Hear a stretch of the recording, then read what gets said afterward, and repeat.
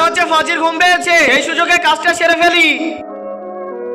আরে নকশা, হেয়ার গান। যদি আমি নকশা না পাই তাহলে স্যার আমাকে চাকরি থেকে বের করে দিবে। আমাকে এই নকশা খুঁজতেই হবে। হ্যালো হ্যালো স্যার, একটি খারাপ খবর আছে, আমাদের বর্ডারের নকশা চুরি হয়ে গেছে। ওসব কিছু জানি না, তোমাকে নকশা খুঁজে বের করতেই হবে। ওকে স্যার, আমি দেখছি।